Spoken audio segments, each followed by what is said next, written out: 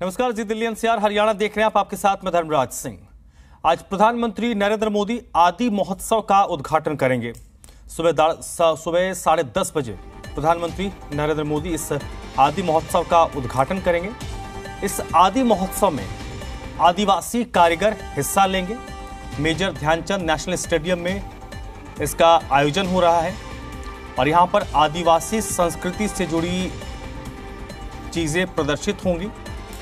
आदिवासी कलाकार अपनी कला दिखाएंगे और आदिवासियों के जीवन को समझने का मौका देश और दुनिया को मिलेगा।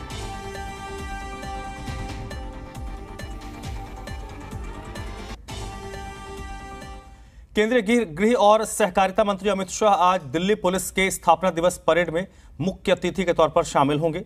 साथ ही पासपोर्ट सत्यापन की पूर्णतया ऑनलाइन सुविधा और दिल्ली पुलिस में शामिल हो रहे 6 मोबाइल फोरेंसिक वाहन जनता को समर्पित करेंगे।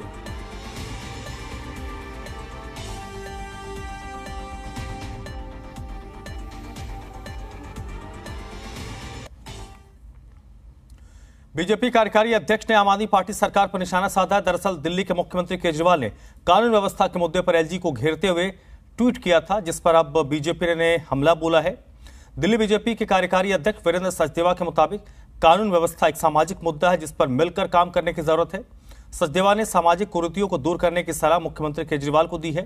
बीजेपी कार्यकारी अध्यक्ष वीरेंद्र सचदेवा ने कहा कि महरौली में डेमोलिशन की कार्रवाई के लिए दिल्ली सरकार जिम्मेदार है, लिहाजा लोगों को पुनर्स्थापित करने की जिम्मेदारी सरकार की भी बनती है।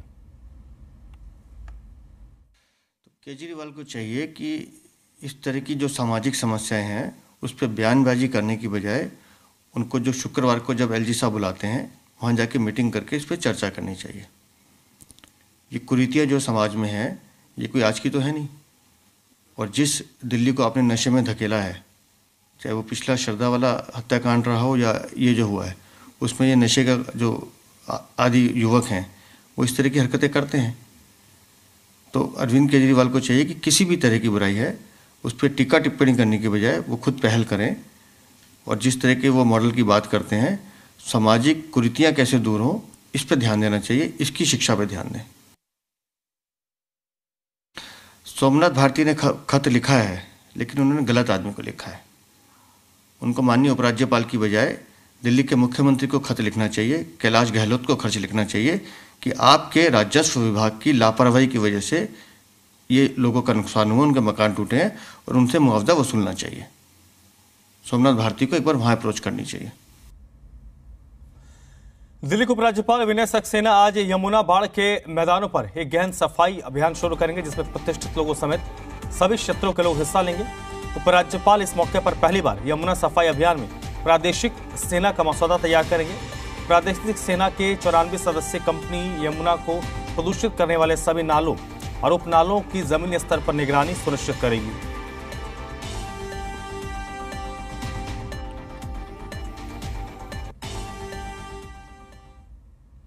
दिल्ली नगर निगम ने वित्तीय वर्ष 2023-24 के लिए करों की अनुसूची को मंजूरी दे दी है, जिसके तहत साल 2023-24 में लगने वाले कर, दर और उपकर वही रहेंगे जो अब तक चल रहे थे।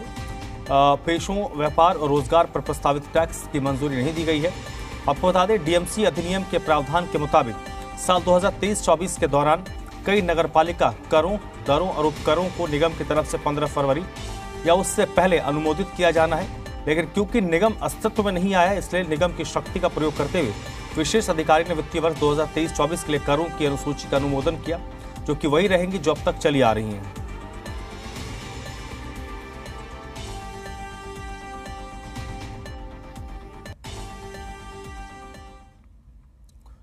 दिल्ली के विकास मंत्री गोपाल राय की अध्यक्षता में ग्राम विकास बोर्ड के अधिकारियों की समीक्षा बैठक हुई है। इस दौरान दिल्ली सचिवालय में दिल्ली के गांवों के विकास कार्यों को रफ्तार देने को लेकर चर्चा की गई है। बैठक के बाद विकास मंत्री गोपाल राय ने अधिकारियों को दिल्ली के गांव के विकास कार्यों से संबंधित परियोजनाओं और लंबित प्रस्तावों को जल्द पूरा करने का निर्देश दिया है। गोपाल राय ने बताया कि दिल्ली के गांव में विकास सुनिश्चित करने के लिए मुख्यमंत्री अरविंद केजरीवाल ने दिल्ली ग्राम विकास बोर्ड का गठन किया था। इसका मुख्य उद्देश्य दिल्ली के गांव में हर तरह की मूलभूत सेवाएं सुनिश्चित करना है।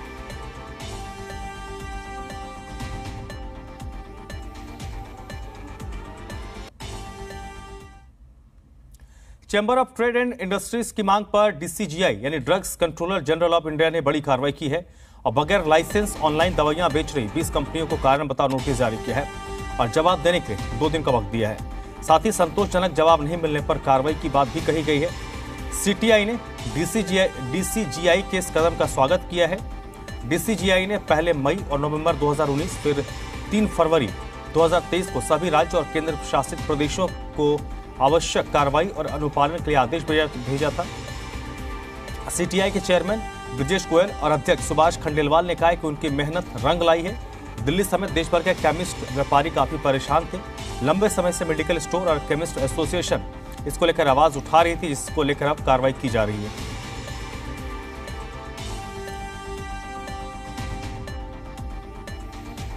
है। और वाणिज्य मंत्री पीयूष गोयल जी से मांग करते हैं कि जो हमारे देश की ई कॉमर्स पॉलिसी है उसकी पुनर्समीक्षा हो, ई कॉमर्स पॉलिसी में बदलाव हो, जिससे कोई भी कंपनी भविष्य में ऑनलाइन इस तरह का काम ना कर पाए। क्योंकि ये जो दवाइयां हैं ये लोगों के जान से और स्वास्थ्य से जुड़ा हुआ मुद्दा है। क्योंकि जो एक आम पब्लिक है, आम आदमी है, जब वो ऑनलाइन दवाई खरीदता है तो उसको पता ही नहीं चल पाता कि वो दवाई असली है, नकली है। हरियाणा के मुख्यमंत्री मनोहर लाल ने रोहतक में महर्षि दयानंद विश्वविद्यालय में आयोजित समारोह में शिरकत की है। इस दौरान गुजरात के राज्यपाल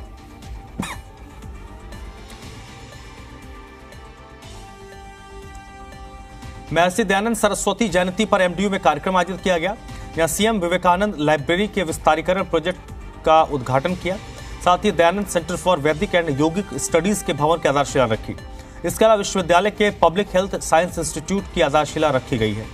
मुख्यमंत्री मनोहर लाल ने कार्यक्रम को संबोधित करते हुए कहा, स्वामी दयानंद ने 1857 की क्रांति के बाद देश में जोश के साथ नई लौ जलाई। साथ ही जाति पाति और पाखंड के रास्ते से आम जनता को हटाकर समृद्ध भारत बनाने में योगदान दिया। युवा भारत युवा बोध, ये जो अभियान लिया जा रहा है, जिसका अभी उल्लेख हुआ है, जिसकी हमने शपथ ली है, 7 लक्ष्य रखे हैं। विकसित भारत, गुलामी के एहसास से मुक्ति, अपनी विरासत पर गर्व, अपने कर्तव्य के प्रति जागरूकता, एकता और एकजुटता, नशे से दूरी और पर्यावरण संरक्षण। 7 लक्ष्य तो हमने शपथ ली है। लगातार इसके लिए हमको कार्यक्रम करके और इस लक्ष्य को पूरा करना होगा। 12 फरवरी को दिल्ली में भारत के यशस्वी प्रधानमंत्री जी ने विधिवत 2 वर्षीय इस कार्यक्रम का शुभारंभ किया। 31 दिसंबर को मैं आर्य समाज के एक वरिष्ठ शिष्टमंडल के साथ माननीय प्रधानमंत्री जी से हम मिले थे और उनसे आग्रह किया। तत्काल उन्होंने हमारी प्रार्थना को स्वीकार करते हुए निर्णय लिया कि अगले 2 वर्ष तक भारत का संस्कृति मंत्रालय इस पूरे कार्यक्रम को सहयोग के साथ संचालित करेगा।